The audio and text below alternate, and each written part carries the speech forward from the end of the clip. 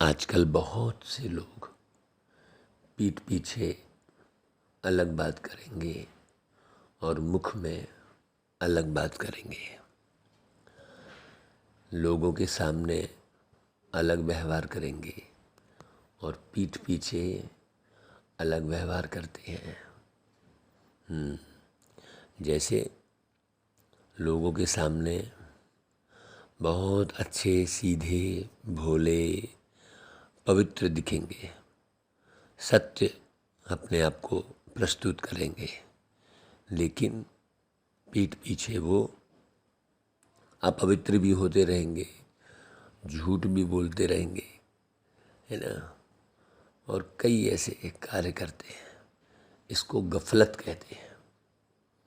ऐसे गफलत करने वालों को जो है कभी भी भगवान की ब्लेसिंग नहीं मिलती है, आत्मोन्नति नहीं होती।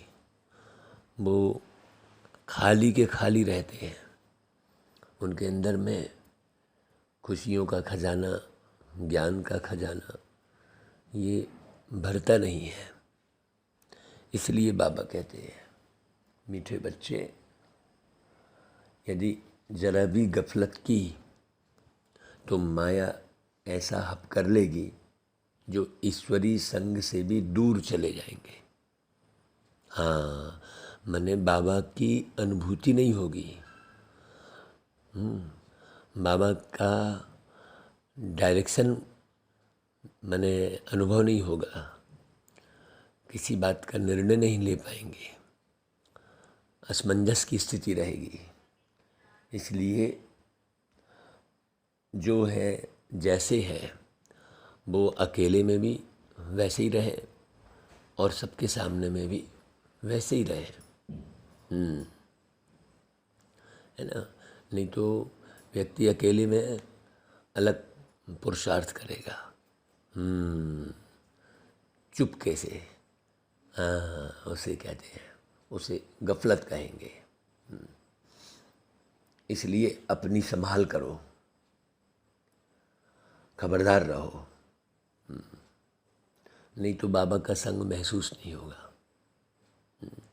जब बाबा का संग महसूस नहीं होगा तो निश्चित रूप से बार बार दुनिया का रंग लगता रहेगा बीच बीच में, और आत्मा बार बार गिरती रहेगी, है।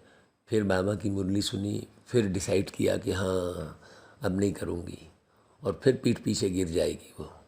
उसमें क्या होगा, उसमें ताकत नहीं रहेगी, किसी भी किस्म की ताकत नहीं आएगी, कोई भी चीज़ सहन करने की ताकत नहीं आएगी, समझने की ताकत नहीं रहेगी।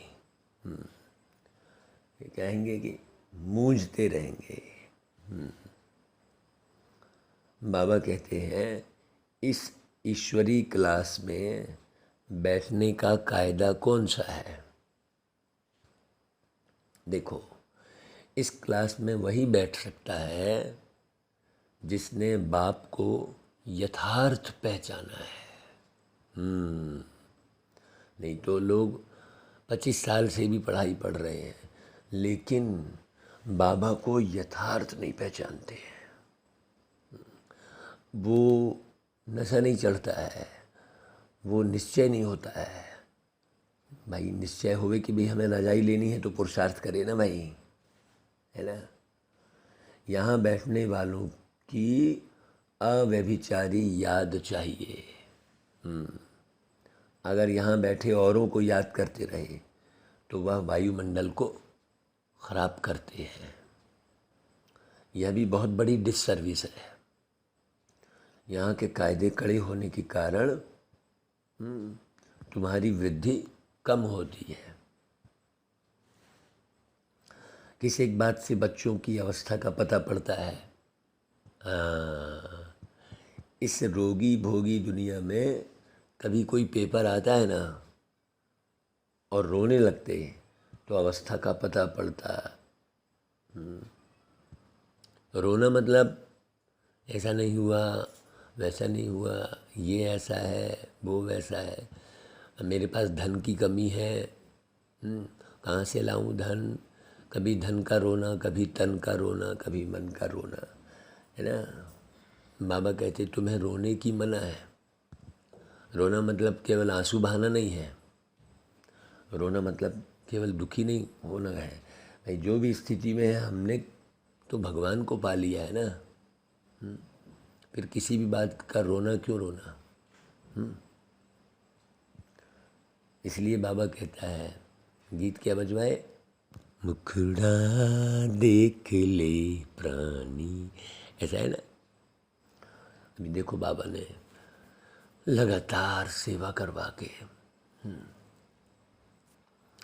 और पूरा गला ही ऐसा बैठा हुआ है, लेकिन बार बार 2 बजे रात को उठ के लगा चलो मुरली रिकॉर्ड करें, फिर सोचा नहीं, फिर 3 बजे करें सोचा, अभी फिर 4 बजे हमने कहा नहीं अब 4 बजे तो मुरली पढ़ ही लेते हैं।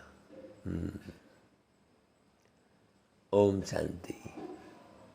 भाई मुखड़ा देख ले प्राणी जरा दर्पण में, यह किसने कहा है। मुखड़ा देख ले प्राणी जरा दर्पण में, देख ले कितना पुण्य है कितना। ये किसने कहा भाई, ये प्राणी अथवा आत्मा कहते हैं ना, इनके प्राण निकल गए तो आत्मा निकल गई ना। तो बाप आत्माओं से पूछते हैं कि पाप आत्मा हो या पुण्य आत्मा हो। देखो सूक्ष्म पढ़ाई पढ़ा रहे बाबा। ऊपर क्या बोला बाबा ने, ज़रा भी गफलत की, गफलत का अर्थ भी बताए तो चेक करो। हाँ, सभी अपने को पतित तो मानते ही हैं, तो बाप कहते हैं कि आत्मा से पूछो स्वयं कि हमने कौन कौन से पाप किए हैं। एक पॉइंट कि कौन कौन से पाप किए और कब किए हैं। पाप आत्मा तो सभी है ना, परंतु पाप आत्मा में भी नंबरवार तो होता ही है। किसी कोई बहुत ज़्यादा पाप करता, कोई सूक्ष्म पाप करता है, तो नंबरवार पुण्यात्मा भी है। नंबरवार पुण्यात्मा कौन है और नंबर 1 पाप आत्मा कौन है?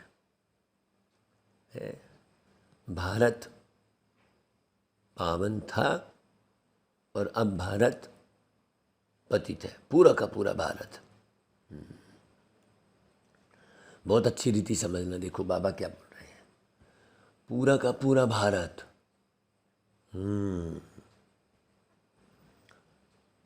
आज सभी मनुष्य मात्र माया के गुलाम बन गए हैं। आधा कल्प माया के गुलाम बनते हैं, फिर माया को गुलाम बनाते हैं, तब उन्हों को पुण्य आत्मा कहा जाता है। पुण्य आत्मा किनको कहेंगे फिर? लक्ष्मी नारायण को, भगवान भगवती कहा जाता है। तो विचार करो कि वो अब कहाँ गए हैं। पूजा तो कर रहे हो लेकिन वो है कहाँ? ऐसे कुछ भी अनुभव कर लिए वो उससे थोड़ी कोई फायदा है। सतयुग में सिर्फ लक्ष्मी नारायण तो नहीं थे, परंतु उनकी पूरी डिनाइस्टी थी, उनकी पूरी राजधानी थी। उस समय के भारत को पावन कहा जाता था। वहाँ दैवी गुण वाले मनुष्य थे। कहते हैं ना, सर्वगुण संपन्न 16 कला संपूर्ण। तो बाबा ऐसा क्यों समझा रहे हैं? क्यों समझा रहे हैं भाई बाबा? ये पूरी की पूरी राजधानी वैसी थी, इसलिए बाबा समझा रहे हैं कि यहाँ भी आप वो तैयारी यहाँ ही करनी है। एक समान पुरुषार्थ करना है। ऐसा नहीं कि एक अलग पुरुषार्थ कर रहा है दूसरा अलग कर रहा है।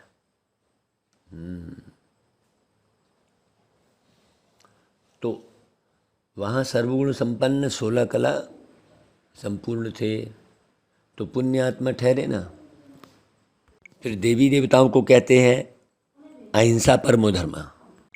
तो अहिंसा परमो धर्म, तो देवी देवता अहिंसक भी थे। और बाबा क्या करने आए हैं? तुमको देवी देवता बनाने आए हैं। इसलिए देवी देवताओं की बात बता रहे हैं। हिंसा के दो अर्थ हैं। हिंसा माना किसका घात करना, मारना। तो घात भी दो प्रकार का होता है। एक काम कटारी से मारना और दूसरा किसको? क्रोध से मारना, है ना भाई? यह भी हिंसा है। इस समय सब पाप आत्मा है। कहते हैं न मुझ निर्गुण हारे में, कहते हैं ना, मुझ निर्गुण हारे में कोई गुण नहीं। तो नंबरवार होते हैं ना, परंतु है तो पाप आत्मा ना। तो जब बाप आता है तो बाप को पहचानना चाहिए। अब देखो, बाप को पहचानना माना बाबा जो है, जैसे है वैसा स्वयं एक्यूरेट स्वयं को बनाना है। तो पहले बाबा को पहचानेंगे ना भाई कि बाबा कैसे हैं। कहते हैं परम पिता, तो उनको कोई पिता नहीं भाई, वो परम पिता हैं। वे सबके पिता हैं, वे सबके टीचर हैं। परम पिता जो परम धाम में रहते हैं उनको कोई बाप नहीं है। बाकी सबके बाप होते हैं। हर एक आत्मा का एक लौकिक बाप तो होगा ना, हर एक आत्मा का है। वो जो बाप होगा उसका भी कोई बाप होता है इस संसार में। मैंने हर एक आत्मा का एक बाप है भाई। तुम्हारा एक बाप अलग है, मेरा एक बाप अलग है ना भाई। लेकिन परमात्मा का कोई बाप नहीं है। ब्रह्मा विष्णु शंकर का भी बाप है। कहते हैं शिवाय नमः, तो बाप हुआ ना। बाप जन्म लेते हैं लेकिन पुनर्जन्म नहीं लेते हैं। हाँ, पुनर्जन्म में नहीं आते हैं, परंतु वह कल्प में एक बार जन्म लेते हैं। कहते हैं शिव जयंती, तो जन्म हुआ ना है। अभी वर्ष में एक बार शिव जयंती मना लेते हैं। शास्त्रवादी तो नहीं जानते हैं शिव कैसे जन्म लेते हैं, दिखाया भी नहीं है। कहते हैं शिवरात्रि, तो फिर रात्रि कौन सी भाई? रात्रि में मनुष्य अंधकारवश धक्का खाते हैं। फिर भक्ति मार्ग में भी कहते हैं गंगा स्नान करो, चार धाम की यात्रा करो, यह करो, तो धक्के हुए ना भाई, है ना। अज्ञानतावश इधर उधर भटक रहे ना, तो यह हो गई रात। तो अच्छी रीति समझाना है कि सतयुग त्रेता है दिन और सतयुग में है सुख। वहाँ परमात्मा को याद करने की दरकार नहीं है। यहाँ है, यहाँ नहीं, हारना नहीं चाहिए। अरे हम कितना मुरली सुनेंगे, ऐसा नहीं। कहते हैं दुख में सुमिरन सब करे, है? तो भक्त बाप का सिमरन करते हैं, साधना करते हैं। भाई साधना कर रहे हैं, इससे ही सिद्ध हो रहा है कि पतित हैं।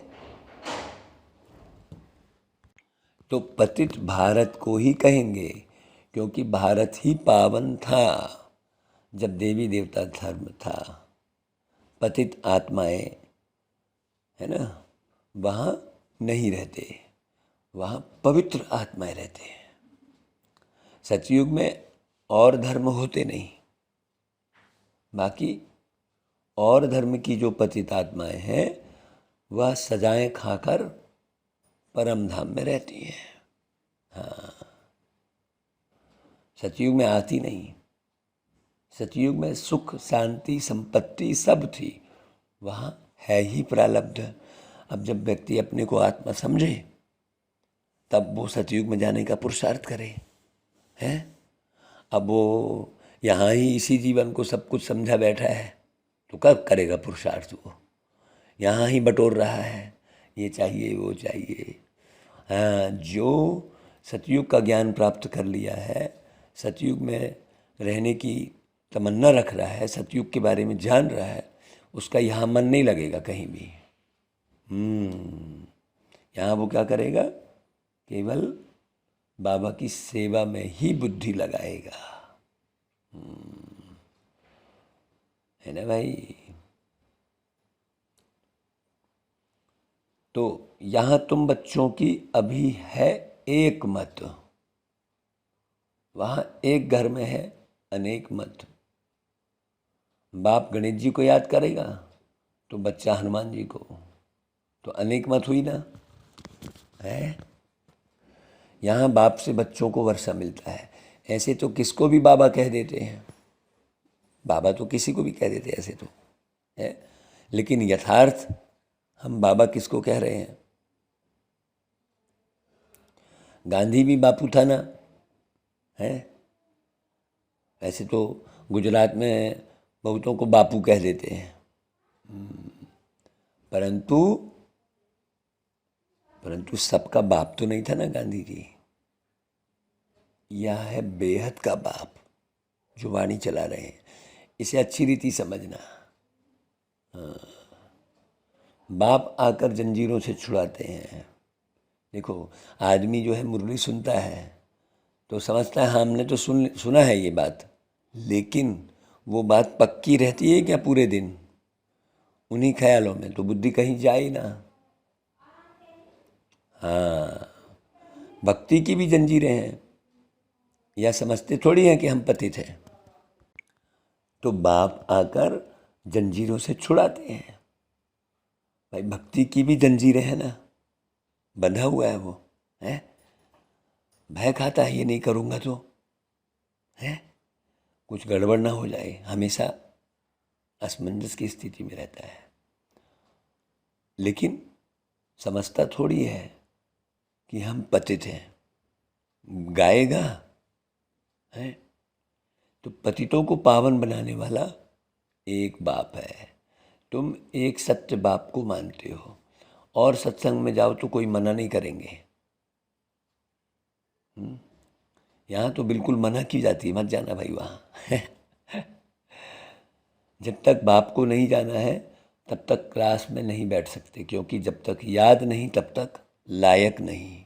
हाँ, ये कितनी गहरी बात बोली बाबा ने। जब तक बाबा की याद नहीं है तब तक वो लायक नहीं है।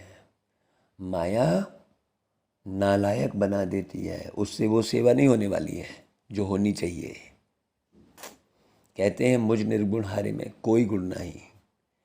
यह सब गाते हैं, गोया सब पतित हैं।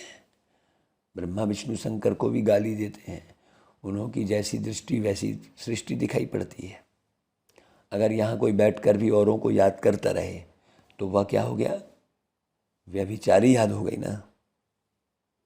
भल याद पूरी रीति ठहरती नहीं है, क्योंकि माया बुद्धि को क्या करती है? तोड़ देती है। माया को भी सूक्ष्म रीति अच्छे से समझना है। फिर भी बाप तुम्हें बुद्धि योग लगाना सिखलाते हैं। अंत में तुम्हारी याद ठहर जाएगी। तब अंत के लिए गायन है कि अतीन्द्रिय सुख पूछना हो तो गोप गोपियों से पूछो। यह संस्था इसलिए वृद्धि को नहीं पाती क्योंकि यहाँ के कायदे कड़े हैं। पवित्रता को हर कोई, हाँ देखो, एक तो सबसे पहली बात, पवित्रता को हर कोई अपना नहीं पाता, और जब पवित्रता को अपना नहीं पाता तो कोई अनुभव नहीं होता, तो बोझा लगता है। यहाँ का ज्ञान, यहाँ की सेवा, यहाँ के लोग, बस वही दिखता रहेगा कि ये ऐसा व्यवहार कर रहा है, वैसा व्यवहार कर रहा है। यही नियम प्रमाण चलने के लिए थोड़ा जो है पुरुषार्थ भी करना होता है उस तरीके का, है। और वैसा पुरुषार्थ नहीं होता है तो लोग समझते नहीं हैं, फिर ये बहन जी ऐसी तो वो भाई ऐसा, ऐसा कहते रहेंगे। बहुत अच्छे से समझना है। तो यहाँ अव्यभिचारी याद चाहिए। कोई सचखंड का मालिक नहीं बना सकता भाई, बना सकता है क्या इस दुनिया में कोई? तुम सचखंड के मालिक बाप द्वारा बनते हो। अभी तो झूठ खंड है, कहते भी है ना भाई, झूठी माया झूठी काया झूठा सब संसार। आधा कल्प ऐसे ही चलता है, पूरा संसार आधा कल्प झूठा रहता है।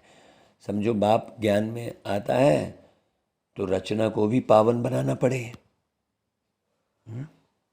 अगर बच्चे पवित्र नहीं बने तो कपूत ठहरे। घर में अगर एक पवित्र बने दूसरा ना बने तो झगड़ा हो पड़ता है। इसलिए मनुष्य का हृदय विदीर्ण होता रहता है? यहाँ सुनते तो अच्छा अच्छा कहते हैं, परंतु फिर बाहर गए तो फिर वैसे ही बन पड़ते हैं। समझते हैं सन्यासी तो कहते हैं गृहस्थ व्यवहार में रहते पवित्र हो नहीं सकते, तो हम कैसे रह सकेंगे? देखो कल ही बोल रहे हैं ना, है अरे ये तो बड़ी कठिन तपस्या है। अब बताओ कठिन काहे की है? पवित्र रहने को बड़ी कठिन तपस्या कहते हैं? और जो इकट्ठे रह के पवित्र रहते हैं, हाँ वाकई में वो युगल तो पूजनी लायक बन जाते हैं, पूजनी बन जाते हैं वो। इसलिए युगल की ही पूजा है। लक्ष्मी नारायण सीताराम युगल की ही पूजा है, मंदिर भी युगल के हैं। हाँ है ना भाई, बहुत अच्छी रीति समझना। परंतु यहाँ तो प्रतिज्ञा करनी पड़ती है। बच्चे भी कहते हैं हम पवित्र बनेंगे। आधा कल्प तो हमने पुकारा है कि सद्गति दाता आओ, तो अब वह आए हैं, तो अब आए हैं तो वैसा पात्र है भाई। जैसे घर में दूध वाला आया तो आप बिल्कुल साफ सुथरा पात्र उसके सामने रखोगे ना दूध डालने के लिए, है तो उसको, है ना कि भाई दूध वाला आया, भाई साफ सुथरी गंजी लाओ बिल्कुल, क्यों नहीं तो खराब हो जाएगा वो दूध, है। तो ऐसे ही भगवान आए हैं तो उनसे लाभ लेने के लिए हमको पवित्र रहना पड़े ना भाई। अपनी बुद्धि रूपी बर्तन को बिल्कुल साफ रखना पड़े। हाँ जरा भी असमंजस की स्थिति ना होने, दिन भर हम इसको देख उसको देख मूंझते रहते हैं, अपनी बुद्धि को खराब करते रहते हैं। भाई अपनी बुद्धि क्यों खराब करना, जो जैसा है वैसा है। तो बाबा कहते हैं कि भाई बाप आए हैं तो अब उनकी मानेंगे, अब किसी और दूसरे की मानेंगे? बाप कहते हैं अगर नहीं मानेंगे तो सतयुग में फिर कैसे चल सकेंगे? अगर बाप का बच्चा नहीं तो कपूत ठहरे ना, फिर तो ठहर नहीं सकेंगे, उनका तो रहना मुश्किल हो जाएगा। हंस और बगुले हो गए, इकट्ठे कैसे रह सकेंगे? अच्छा कहाँ स्त्री पवित्र बनती है, पति पवित्र नहीं बनता तो स्त्री पुकारती है।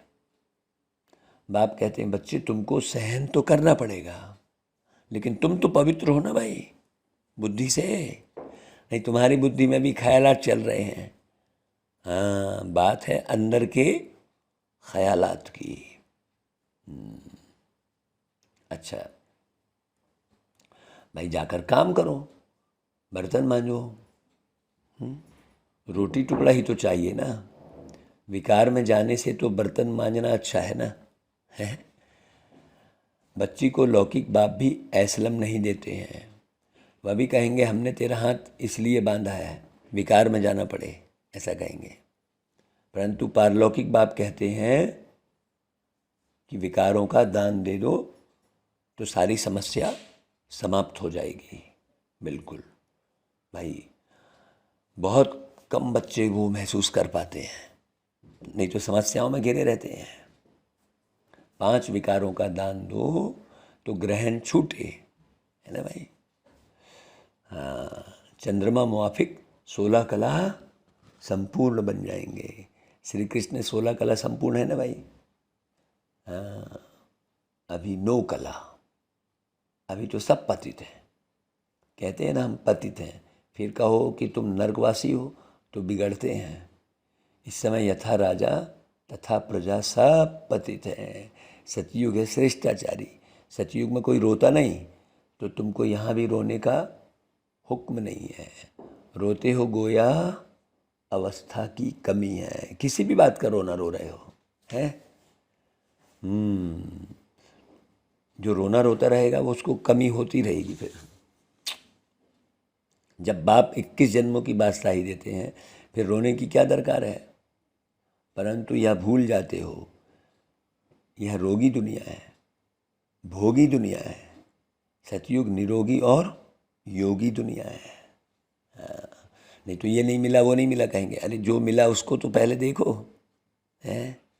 अरे इतना ही मिला तो तुम्हें जितना भी मिलता रहेगा तो हवस के शिकार रहोगे। हाँ, व्यक्ति संतुष्ट नहीं होता। यहाँ तो भाई बाप को याद करना है। याद नहीं करते तो डिससर्विस करते हो, क्योंकि वायुमंडल खराब करेंगे। यहाँ तो सब है ही पतित, तो पतित को दान करने से पावन बन न सके। पतित को दिया तो वह काम ही पतित करेंगे। और सब यहाँ एक दूसरे पतित ही पतित को देते रहता है। बोले हाँ हमने दान किया है, सफल। वो दान होता ही नहीं, वो थोड़ी सफल होता है। वहाँ तो पावन का पावन के साथ व्यवहार होगा। व्यभिचारी अक्षर तो बुरा है ना। पहले भक्ति भी अव्यभिचारी थी, शिव की ही पूजा करते थे।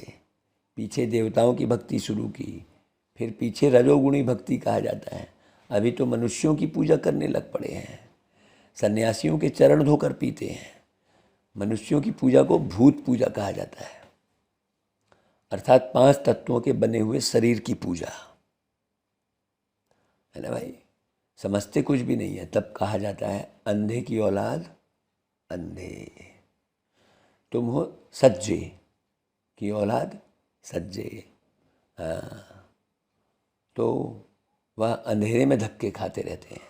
कहते हैं गुरु ब्रह्मा गुरु विष्णु गुरुदेव महेश्वरा। यह कहना भी रॉन्ग है। भाई विष्णु तो सतयुग में रहने वाला है, वह तो अपनी प्रारब्ध भोगते हैं। बाकी है ब्रह्मा गुरु, वह भी तब जब इस तन में बाप आए, तब वो ब्रह्मा कहलाए। जब तक बाप नहीं आते तब तक यह भी किसी काम के नहीं। बाबा कह रहे हैं जिनके तन में आए हैं। तो बेहद का बाप कहते हैं जो मेरी श्रीमत पर चलता है वही मेरा सपूत बच्चा है। जैसे गवर्नमेंट भी ऑर्डिनेंस निकालती है कि पवित्र बनेंगे तो पवित्र दुनिया के मालिक बनेंगे, ऐसे ही है। कौन सी गवर्नमेंट ऑर्डिनेंस निकाल रही है? पांडव गवर्नमेंट। जैसे वो गवर्नमेंट कोई नियम निकालती है, ऐसा ही। तो बाप कहते हैं कि देह सहित देह के सब संबंध भूल मामेकम याद करो। इस शरीर से बुद्धि योग तुड़वाते हैं और आत्मा की परमात्मा से सगाई कराते हैं। तो बाप को याद करना चाहिए और शरीर से भी ममत्व निकालना है। मोहजीत की एक कहानी है ना, तो तुमको भी मोहजीत बनना है। वो कहानी है ना राजा की, है राजा मोरत ध्वज कहते हैं उसे। भाई ध्वज मतलब पताका है वाकई में, है ना। मोरत ध्वज कहते हैं, माने मोह पर जीत पाने वाला है। मोह पर जीत पाने वाला, जीत की ही पताका फहराई जाती है ना, है। तो राजा मोरत ध्वज की कहानी सुनाते हैं। मतलब जो मोह जीत है वो मोरत ध्वज है। एक साधु आया, बोले कहा दान, तो बोले दोनों जन खड़े हो जाओ, पति पत्नी, और अपने जिंदा बच्चे को 2 टुकड़े काट के मुझे दो कहा। तो ऐसे कोई 2 टुकड़े काट के थोड़ी मांगेंगे, कोई शरीर की बात थोड़ी है, वो तो मोह जीत की बात है। यह है युद्ध का मैदान। इस युद्ध में जरा भी गफलत की तो माया हप कर लेती है। नहीं, अंदर से मोह चिपका है कहीं पर, हाँ, ऊपर से बाबा बाबा कह रहे हैं और अंदर से मोह चिपका है। ख्याल रखना किसी का, है ना, किसी की सुख सुविधा का ख्याल रखना, है ना भाई, वो अलग बात हो गई। लेकिन वही पसंद आ रहा है, उससे घंटों बात करने में मन लग रहा है। तो इस युद्ध में जरा भी गफलत की तो माया हप कर लेती है। कहते हैं कि गज को ग्राह ने पकड़ा, ऐसी तो कोई बात ही नहीं है। अब ग्राह किसको दिखा दिए उन्होंने? एक तरफ लिख रहे हैं गज को ग्राह ने पकड़ा, तो ग्राह किसको दिखा दिए? मगरमच्छ को दिखा दिए। भाई गज अर्थात हाथी कोई पानी में गया, ग्राह ने पकड़ लिया, अब वो दृश्य वही दिखाते हैं। ऐसा नहीं है भाई, वो सब बातें यहाँ की है। अच्छे अच्छे महारथी, वो हाथी दिखा दिए रथी को, महारथी को हाथी। बहुतों को समझाते भी हैं, सेंटर्स भी संभालते हैं। अगर उन्होंने भी जरा गफलत की तो माया हप कर लेती है। पता थोड़ी लगता है, बने रहते हैं, लेकिन उनको माया हप की हुई रहती है। हमने तो अच्छे अच्छे लोगों को अच्छी रीति पहचाना है, बाबा ने पूरी पहचान कराई। ऐसा हप करती है जो बाप के संग से ही भगा ले जाती है, पुरानी दुनिया में चले जाते हैं। भले वो सबके सामने में दिखावटी में पुरानी दुनिया में नहीं गए हैं, लेकिन अंदर उनकी बुद्धि पुरानी दुनिया की तरफ घूमती रहती है। भाई यह बात सब पूरी बुद्धि की है। हाँ, इसलिए बड़ी संभाल करनी पड़ती है, क्योंकि माया से बॉक्सिंग है। और यह बिल्कुल समझने की बातें हैं, देखो गहरे समझने की बातें हैं। यहाँ पूरी बातें बुद्धि की हैं। साकार में तुमको वो बढ़िया ड्रेसअप पहना हुआ दिखेगा, सफ़ेद वस्त्र पहना है, बैच भी लगाया है, वाणी भी खूब अच्छी अच्छी चला रहा है ना। लेकिन बुद्धि की बात है, यहाँ समझने की बात है। सिर्फ सत सत कहने की बात नहीं है। सत सत तो भक्ति मार्ग में भी करते रहते हैं कि फलाना नाक से पैदा हुआ, भाई यह भी सत्य। हनुमान पवन से पैदा हुआ, हाँ जी सत्य, ऐसा वह तो सब है भक्ति मार्ग की बातें हैं। यहाँ तो ज्ञान की बातें हैं जो धारण करना है, माया से युद्ध करनी है। अगर बाप का बनकर कोई पाप कर्म किया तो और ही 100 गुना दंड मिलेगा। तो बाबा बहुत खबरदार करते हैं कि देखो, अब तो बाप दादा भैया आपको सम्मुख बैठ के पढ़ा रहे हैं, वो निश्चय हुआ कि नहीं हुआ पहली बात तो। अब यह थोड़ी कहेंगे कि हे भगवान, है नहीं। शिव बाबा का बच्चा एक ब्रह्मा है, फिर ब्रह्मा सो विष्णु बनते हैं। अच्छा भाई, मीठे मीठे सिकी लधे बच्चों प्रति माता पिता बाप दादा का याद प्यार और गुड मॉर्निंग। रूहानी बाप की रूहानी बच्चों को नमस्ते, और हम रूहानी बच्चों की रूहानी माता पिता बाप दादा को याद प्यार गुड मॉर्निंग और नमस्ते। देखो बहुत प्यारी बात है धारणा में। पहली पॉइंट, चंद्रमा समान 16 कला संपन्न बनने के लिए 5 विकारों का पूरा दान दे ग्रहण से मुक्त हो जाना है। चंद्रमा के समान, जैसे रात में चंद्रमा, हाँ भाई चंद्रमा कब उगता है? रात में। मतलब प्रकाश भी दो आप लोगों को, है ज्ञान भी सुनाओ तो बड़ा शीतल होकर, है ना भाई, है ना। हाँ अच्छा भाई, दूसरी पॉइंट, बाप का बनकर कोई पाप कर्म नहीं करना है। शरीर से भी ममत्व निकाल मोहजीत बन जाना है ना भाई। अच्छा भाई, वरदान, अपनी श्रेष्ठ दृष्टि वृत्ति द्वारा सृष्टि का परिवर्तन करने वाले विश्व के आधार मूर्त भव। आप बच्चे विश्व की सार्व आत्माओं के आधार मूर्त हो। आपकी श्रेष्ठ वृत्ति से विश्व का वातावरण परिवर्तन हो रहा है। आपकी पवित्र दृष्टि से विश्व की आत्माएं और प्रकृति दोनों पवित्र बन रही हैं। आपकी दृष्टि से सृष्टि बदल रही है, आपको पता नहीं लग रहा है। आपके श्रेष्ठ कर्मों से श्रेष्ठाचारी दुनिया बन रही है। ऐसी जिम्मेवारी का ताज पहनने वाले आप बच्चे ही भविष्य के ताजधारी बनते हो, ये पक्का कर लो अच्छे से। हाँ, और अपनी दृष्टि और वृत्ति का पूरी तरह से ख्याल करो। मुख्य बात है अपनी दृष्टि और वृत्ति का परिवर्तन करना। बाहर से तो लोग परिवर्तित हो जाते हैं, हाँ, रंगीन वस्त्र छोड़ दिए तो चलो खाना पीना छोड़ दिए बाहर का, ये बाहर का पुरुषार्थ तो कर लेते हैं, लेकिन मुख्य पुरुषार्थ कौन सा है? अंदर की दृष्टि और वृत्ति, वही सेवा कराती है, वही लोगों को खींच कर लाती है। अच्छा भाई, स्लोगन, न्यारे और अधिकारी बनकर कर्म करो तो कोई भी बंधन अपने बंधन में बांध नहीं सकता। किसी भी वस्तु का बंधन, मेरे को तो ये पसंद है, किसी भी व्यक्ति का बंधन, मेरे को तो ये व्यक्ति अच्छा लग रहा है, नहीं, कोई भी वैभव का बंधन, कोई भी बंधन नहीं बांधेगा। कब? जब आप न्यारे और अधिकारी बनेंगे बाप के। अच्छा भाई, ओम शांति।